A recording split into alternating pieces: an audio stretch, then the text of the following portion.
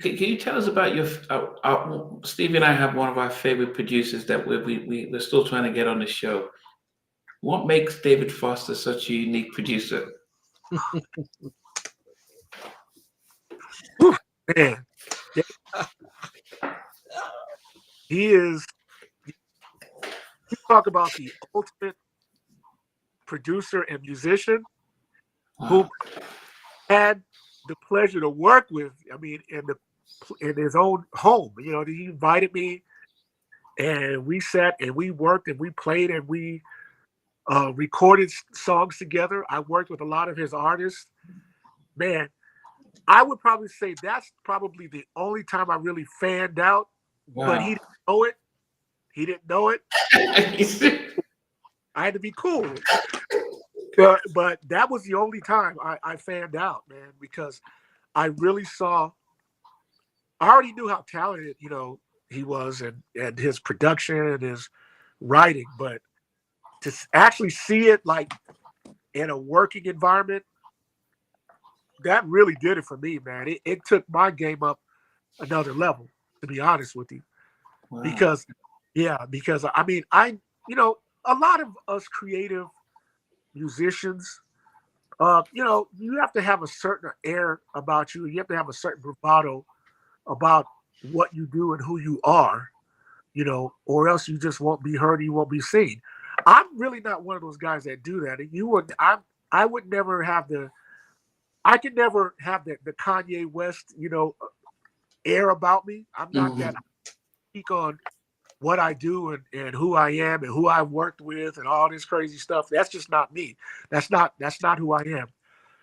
But when you're around somebody like David Foster, and then people ask you, like, who have you worked with and who do you, kind of cater yourself after? Man, I'm the first one to fan out. I'm like, hey, David Foster is that dude. He is Ah. that guy.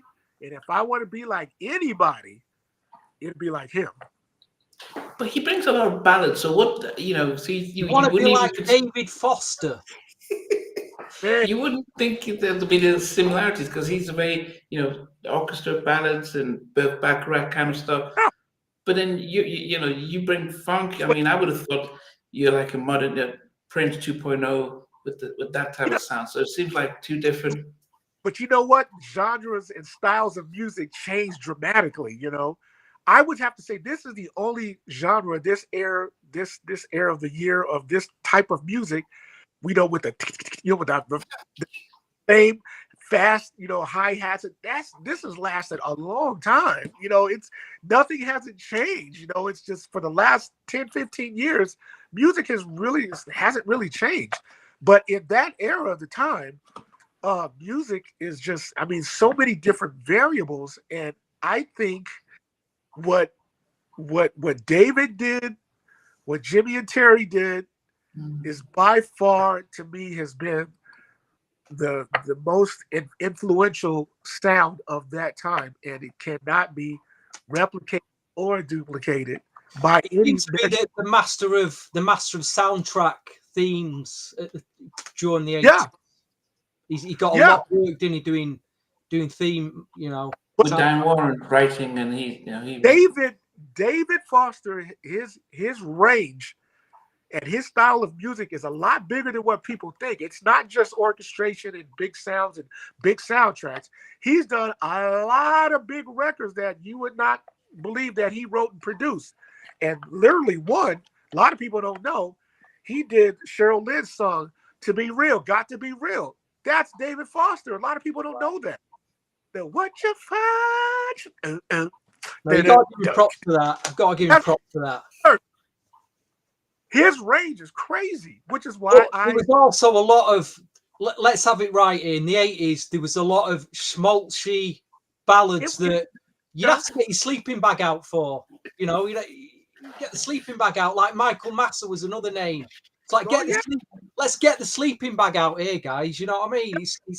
I'm falling asleep here. But if I saw David Foster name, especially if he had someone like Dan Warren writing for him, I knew there was going to be a safe song. Of course. Yeah, and it was going to But be. he did stretch out. He did stretch out in the later, in the later part of his production career. Like when he actually hired me to work with him, he worked on a song for Brandy. He produced a song of Brandy called One Voice on her Never Say Never album, which he called me to come in to. I did some guitar and did some drum programming and some of the keys and stuff. But that's the song I worked with him on. That just like, man, this dude, and I could tell he was trying to bring in a little bit more different genre of style of sound, which is why he brought me in, because he says, hey, I still want to be myself. I still want to be David, but I want to have a little edge to it, from today's sound. Mm. So, just to see him work like that, yeah, he's very in tune with what was going on, very much so. And that's why his career is the way that it is, because he stayed open to being creative in all aspects. DJ Dax, did you ever cross paths with Chaka Khan? Oh, yeah. I've crossed paths. We've talked about, it's so funny because every time when I talk to Chaka, I did a song way back in the day that I actually had originally wrote for Shanice. And Chaka heard the song and she said, Chuckii, I want to do this song so bad. And we've always tried to get together to do this record, but we just never got around to it. We just never got around to it, and every time when we bump into each other, we always say, hey, we got to do that song. It's about 35 years. She still thinks about that record that I did. Did you do a track for Tales from the Crypt? I did. Not the rap, not the Tales from the Crypt rap. It's like a funky new Jack horror record, as I remember. Yeah, I did the title of the soundtrack for the Tales of the Crypt. The Tales of the Crypt soundtrack. I did a song. This is the Crypt Jam. That was the name of it. The Crypt Jam. I was like, okay. Voice with that was this voice actor named John Kassir. He is really talented. But I wrote the entire rap and I just said, hey, John, do it like this. And he's like, yeah, and he nailed it like first take. Wow. Yeah, we used to love watching that when I was I went to college in the States. So yeah, that was so. Yeah. Yeah. How was it like? Stephanie's asked, how was it like working with Gerald Albright? Oh man, that's some of the best times I've ever had, man. As far as just being a musician and Gerald is, again, he's one of those unsung type musicians. I mean, producer, writer. First of all, when I first saw Gerald, as a musician, he was on tour with Anita Baker. This was in 1986 for the Cool Jazz Festival. We were opening up for Anita Baker for the Cool Jazz Festival with Tease. I was part of Tease, and one of the guys in the band knew about Gerald. I didn't know who he was, but he said, you got to watch this guy. He's incredible. So when I first saw Gerald, he was playing bass. What? And it was killing. He was one of the first ones I saw on a 5-string just killing it. Like, so I was already blown away. Like, man, he's a great bass player, because at the time I was playing bass too. But he killed it. And then they got to a middle part of the show. He jumps off the bass, jumps on the saxophone, and I just fell out. I'm like, man, this dude here, crazy. I was like, man, play bass and saxophone like that? Oh man, he's an alien. Why do you think he doesn't get the same type of props as, say, Kenny G?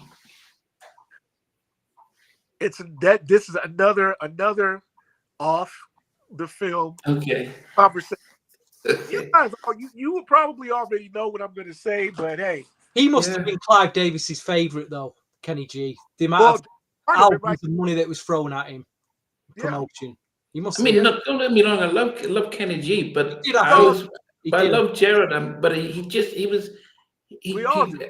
Yeah, I mean, I think in the mid '90s, early '90s, he was getting some play on BET, It's but off, then, you know, off conversation. This is up. Yeah.